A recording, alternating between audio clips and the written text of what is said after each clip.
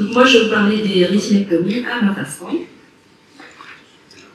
La rétinectomie reste l'étape ultime de traitement chirurgical de tout décollement de rétine. Et là, le résultat qu'on cherche, ce sera plutôt un résultat anatomique plutôt qu'en fonctionnel en général. Les indications restent les incarcérations rétiniennes traumatiques ou péropératoires, les vitréorétinopathies prolifératives avancées, les rétinopathies vasculaires prolifératives et éventuellement pour enlever le feuille interne de rétinosthésis complétée de décollement de rétine. Différents types de rétinectomie. Les rétinectomies radiaires sont rarement utilisées, mais moi personnellement je les utilise et je vais vous montrer, on a la vidéo. Ou alors la rétinectomie large classique. Les rétinectomies focales pour une membrane indisséquable ou un néovaisseau fibrosé qu'on n'arrive pas à disséquer. Ou sinon, une rétinectomie large circonférentielle dans le stade ultime de la prolifération rétinienne C5, où là il y a un déplacement antérieur de toute la rétine, voire des synéchies avec les corps ciliaires, et là la rétinectomie sera sur 360.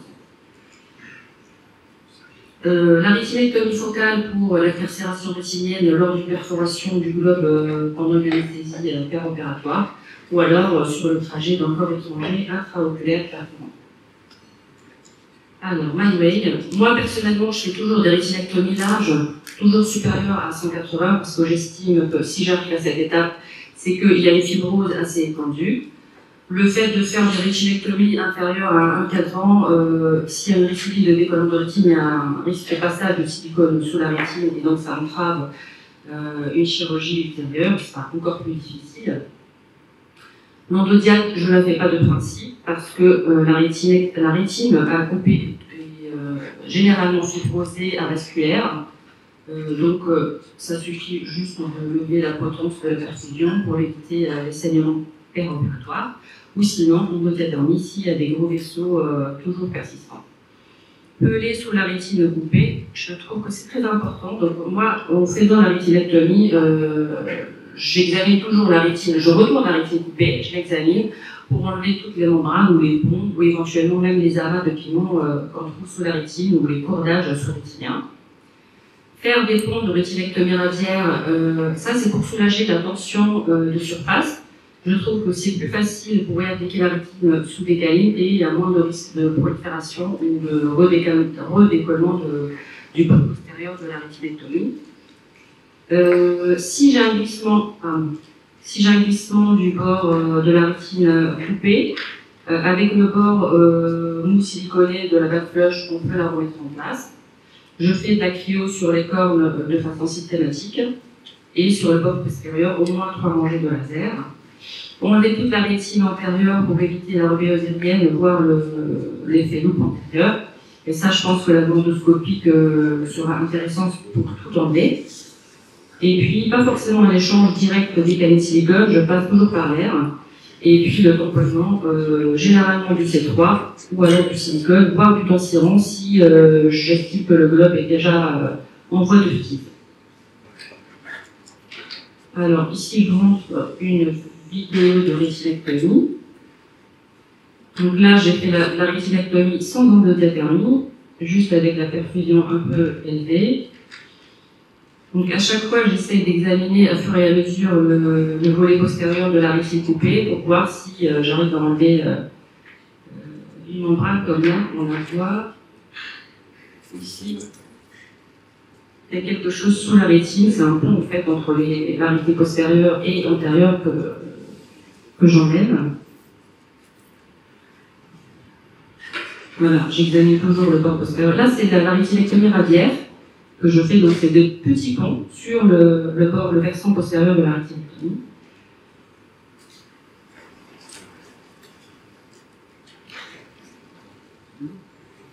Là, je continue avec la rétinectomie.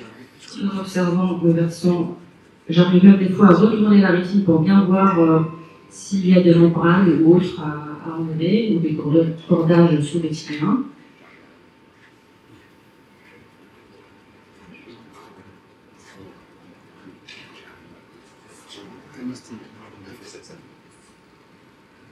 Donc là, comme vous voyez, il n'y a vraiment pas de saignement post-opératoire, sans immédiat de fait.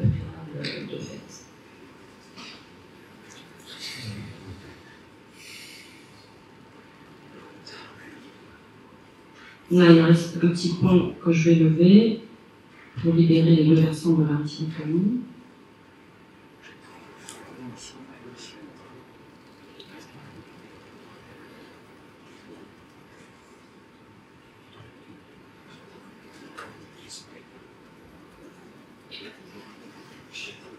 Et après, j'injecte la bécaline pour réaliser la rétine, faire la cryo sur le corps et faire l'apexie postérieure.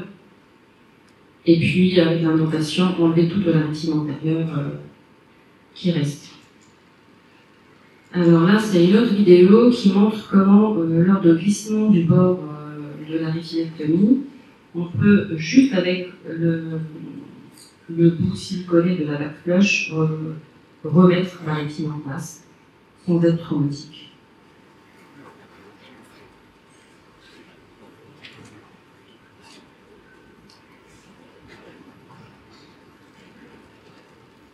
Voilà, après, s'il y a un gros glissement, je pourrais injecter la bécaline dans l'air aussi pour éviter les plis rétiniens.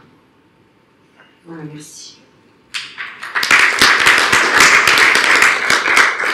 Merci Miguel, c'est pas un sujet facile, on n'est jamais très content quand on en arrive là, et c'est je te remercie d'avoir fait peut-être ouvert le sujet sur la rétinectomie. Est-ce qu'il y a des questions?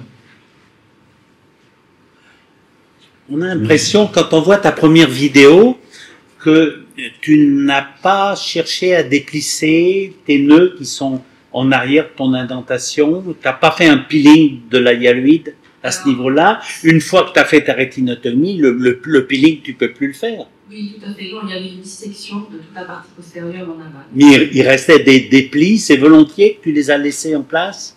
Alors, je vais commencer. Reviens au début. Là, top. Là, tu vois tous ces plis qu'il y a là, en arrière. Ça ici. Vous parlez de ça? Là, voilà, ça, et sur la droite également. Là, on voit bien que la hyaloïde est restée adhérente. Tu t'as pas, parce qu'une fois que tu as fait ta rétinotomie, tu peux plus les enlever. Oui, tout à fait. Mais je pense que je vais essayer de peler avant. En fait, j'essaie de peler, d'injecter du bleu avant d'aller faire la rétinectomie. Là, tu vois, il y a de la hyaloïde, on le voit, qui est pigmentée en bas à gauche. Et bon. Alors, sur ce patient-là, je me souviens pas si j'ai dit. Top. Appuie sur K pour arrêter. Tu appuies sur K. Là, voilà. Ici, là, toi. Là, tu as la hyaloïde dans la voile. Elle est pigmentée. Tu la vois? Oui. Là, pareil, là, ici. Là, ici. C'est de la hyaloïde pigmentée. Tu n'as pas eu envie de faire un peeling? Tu sais qu'on a prouvé statistiquement que dans les stades C1, le fait de faire un peeling, et c'est statistiquement significatif, empêche la PVR post-op et fait qu'il y a beaucoup moins d'échecs. Je pense que ça, c'est un malade qui, s'il avait eu un peeling, aurait pas évolué comme ça. Deuxième chose, t'as pas eu envie de faire un cerclage pli au lieu de faire ta rétinectomie? Non, c'est celui-là, on a fait une rétinectomie d'emblée, je pense. Lui, il n'avait pas une alimentation, justement. Alexandre ou Andréi, vous ne pensez pas que ce malade, avec un cerclage pli, on aurait pu le traiter sans rétinectomie? Après, là, j'ai pas tout l'examen. Après, c'est vrai qu'on essaye. Moi, je pars du principe que la discussion elle va aller plus sur la rétinectomie. S'il fallait faire la rétinectomie, c'est une discussion. D'accord, ok. Je voudrais faire une petite remarque. D'abord, ta présentation est très belle. Mais je suis un peu d'accord avec Didier pour dire que peut-être la dissection n'est pas tout à fait suffisante, en tout cas sur ce cas-là. Moi, je suis aussi plutôt rétinectomie comme toi que cerclage. Et je dirais que tu as un moment dit dans ta présentation que tu fais de grandes rétinectomies pour éviter que l'huile de silicone passe sous la rétine. Si tu fais une bonne dissection, tu vas effectivement peler jusqu'au bout et tu complètes par une rétinectomie. Quand tu fais ton échange fluidaire, si tu as bien fait ta rétinectomie et la dissection, quand tu fais ton échange fluidaire, si l'air ne passe pas sous la rétine, l'huile de silicone ne passera pas sous la rétine. Donc tu n'es pas forcément obligé de faire des rétinectomies aussi vastes. D'accord. Je voulais rajouter un petit. La discussion, effectivement, que tu disais, Alexandre, c'est la prise en charge de la rétinectomie. Après, comparer les deux, c'est pas un autre sujet, on s'en va parler de ça, mais si Didier a ouvert la discussion, on va partir. On va dire, avant de venir dans les SRD, j'en faisais que ça. Dans les cas compliqués, je faisais de la rétinectomie, etc. Voilà. Et on l'a accepté, effectivement, dans mon idée, pour dire que c'est des zones difficiles, s'ils sont en plat, si j'arrive à refaire le silicone. Là, c'est les cas qui peuvent avoir aussi de la TK sur la rétine, etc. C'est compliqué. C'est compliqué. Je sais pas ce qui s'est passé, tu prends la pilule rouge, là, t'arrives, les cerveaux, tu ouvres les yeux, tu dis bon, je ferai peut-être des cerclages, des bandes, etc. Ça change complètement. J'en ai quelques cas là, je comprends rien pourquoi ça marche, mais ça marche. Et en fait, ça, tu fais un cerclage, tu soulages la base du test, c'est tout simple. Hein. C'est ça la discussion, j'en faisais ça. Et je dis bon, d'accord. Et le fait de faire des bandes, Olivier disait qu'il en fait pas mal aussi. J'ai changé un peu, et dans ces cas-là, tu peux changer un peu le point. Les patients sont mieux. Pourquoi? Alors là, je comprends rien. À voir. Mais ça marche. Une petite remarque pour les colorants, je ne sais pas si vous le faites, mais moi, quand j'ai du mal à colorer, je passe sous air et je remets du bleu sous air. J'ai l'impression que ça colorie beaucoup mieux et c'est plus simple pour le collage.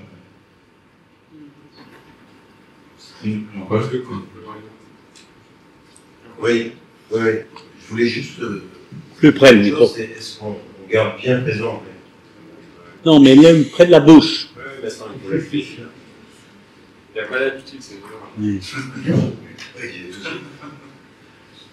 Oui, est-ce qu'on est conscient qu'en fait, quand tu traites ce genre de patient, en fait, c'est l'évolution de l'échec initial d'une chirurgie simple dans les colonnes.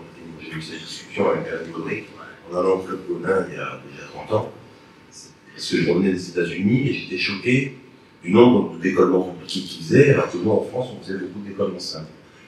Et donc, en discutant avec Alain dans l'avion, à Genève, on avait convenu qu'en fait, comme ils analysaient mal la cellulogie, ils traitaient mal les décollements simples, à la troisième ou quatrième chirurgie, ils faisaient des trucs. Moi, je suis revenu avec Stanley Chang, c'est moi qui ai introduit la décaline en France avec le CI il y a très longtemps. Et au début, personne n'utilisait ça. Moi, je me rappelle que j'avais proposé à André Matisse, il m'a regardé avec les yeux un peu ouverts. Et puis après, c'est venu, mais je pense qu'aujourd'hui, il y a beaucoup de décollements de rétine qui sont compliqués parce qu'on les a opérés de multiples fois. Et donc, dans le terme PVR, qui est une maladie histologique, on ne sait pas quelle est la part de notre mauvaise prise en charge. Je pense que ça doit rester une question prégnante chez un rétinologue, c'est comment je vais faire pour guérir le maximum de décollements simples pour finalement avoir très peu de cas comme ceci. Parce qu'en fait, c'est la première chirurgie, il faut se battre pour faire le maximum et la bonne indication. Et après, sur les techniques de rétinectomie, c'est vrai que je ne sais pas si un vrai parce qu'en fait, il y a des situations où on n'a pas le choix. Je pense que juste on a une situation sans rétinectomie ou alors là, avec les darnus.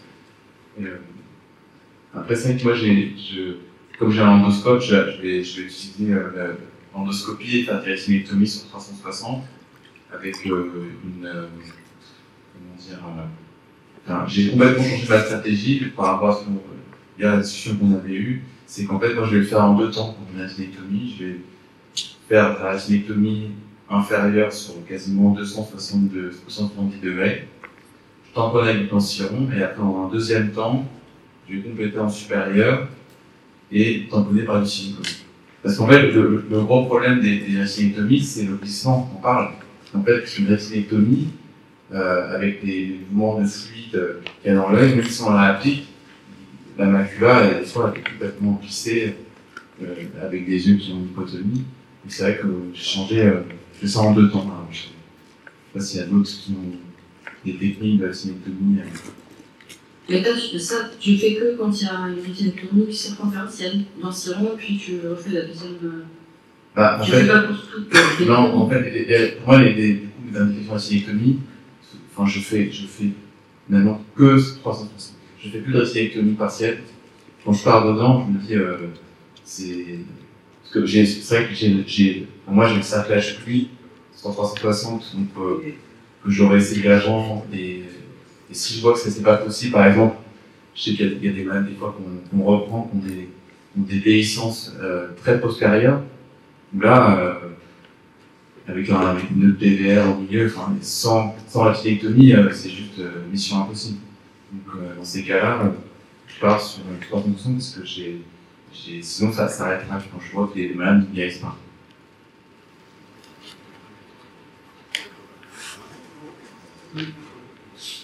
Parce qu'il faut la remettre à plat, après il faut voir l'acuité visuelle aussi finale.